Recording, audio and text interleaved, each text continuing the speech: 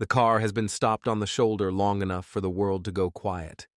Headlights carve a narrow tunnel through the darkness, illuminating gravel, weeds, and the white line that marks the edge of Interstate 5.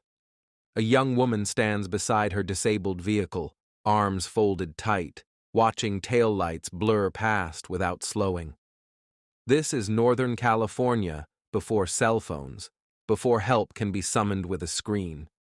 When something goes wrong out here, you wait. You trust that the next person who stops is doing it for the right reason. A vehicle slows behind her. The driver steps out calmly, moving like someone who belongs on this road.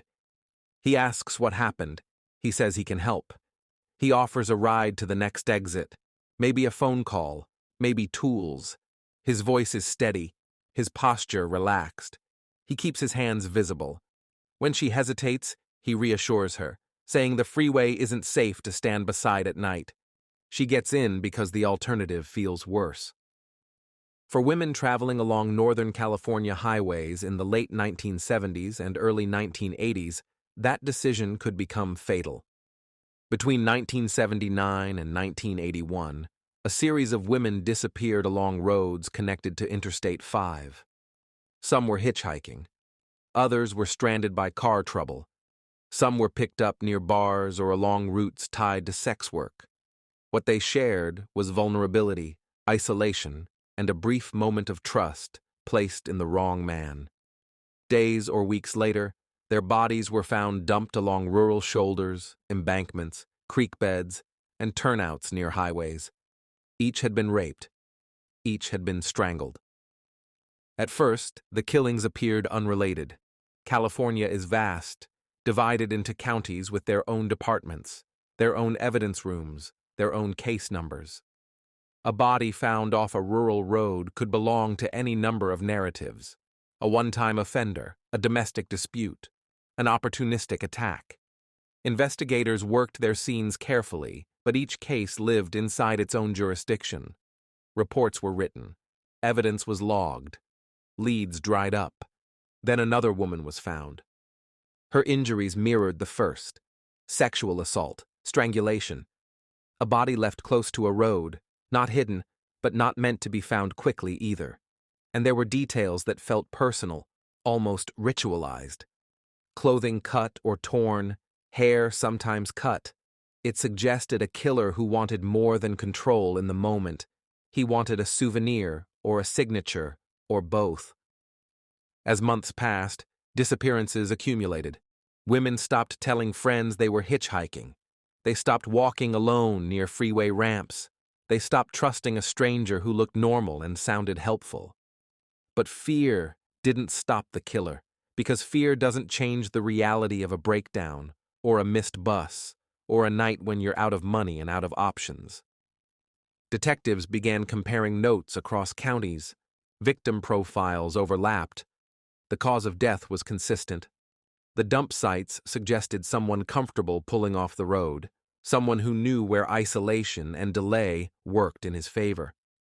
Whoever was responsible understood the highway system, the quiet frontage roads, and the places where a car could sit for minutes without being noticed.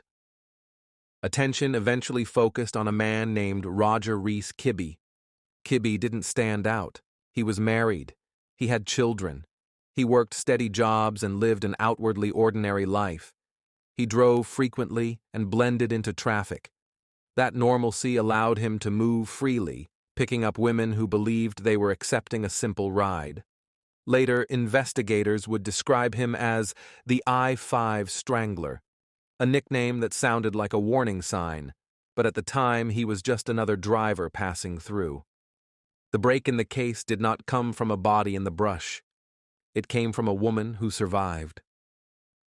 On September 14, 1987, Deborah Ann Guffey, a sex worker down on her luck, was picked up by a man who looked respectable and calm. Once he had her isolated, he tried to handcuff her. She fought back and screamed. A police officer heard the noise and intervened, and Kibbe was arrested for the assault. It was not a murder charge, but it put his name in a file and his methods in front of investigators who were desperate for anything solid. While Kibi served a short jail sentence, detectives reopened old files with renewed urgency. They compared injuries, restraint marks, clothing damage, and locations. The similarities stopped looking like coincidence and started looking like a root. In 1988, Kibi was arrested for the murder of 17-year-old Darcy Frackenpole, a Sacramento girl who had been abducted and strangled the previous year.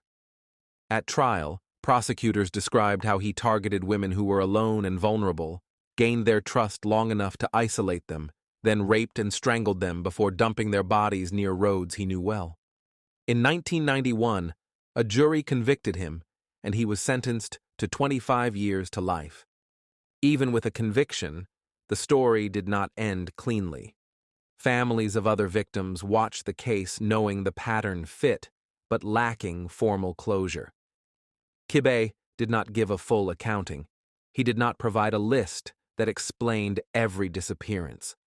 The case remained a mixture of proven facts and unanswered questions. Years later, he began to talk just enough to reopen old wounds.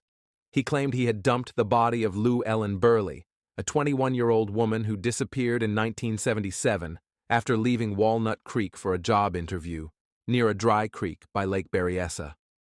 Searches came up empty again and again, the landscape swallowing whatever he had left behind.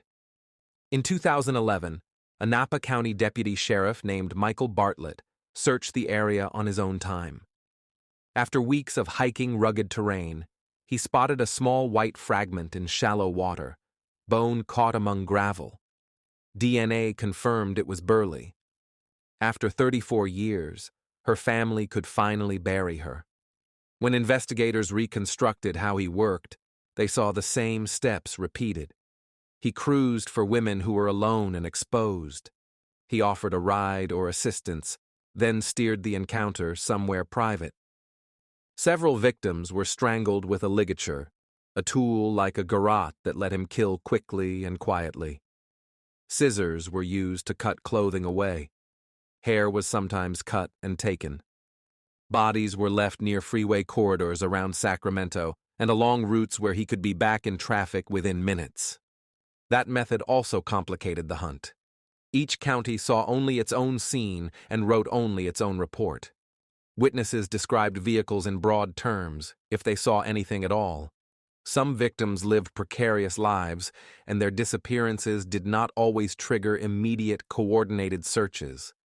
Detectives had to build timelines from scraps, comparing autopsy findings, dates, and geography, until a single offender became the only explanation that fit. By then, Kibi had been tied to multiple murders, and in later court proceedings, he pleaded guilty to additional killings to avoid the death penalty, receiving multiple life sentences. The legal language was cold, but the picture it painted was simple. The killings were not random. They were repeated, methodical, and sustained by the same advantage every highway predator depends on: movement. The crimes attributed to the I-5 Strangler stretched across years and miles, but the terror people remembered most lived in ordinary moments. A stopped car, a long walk, a stranger offering help, a lock clicking into place as traffic rushed past. Thank you for listening to Homicide Files. Subscribe for more true crime stories.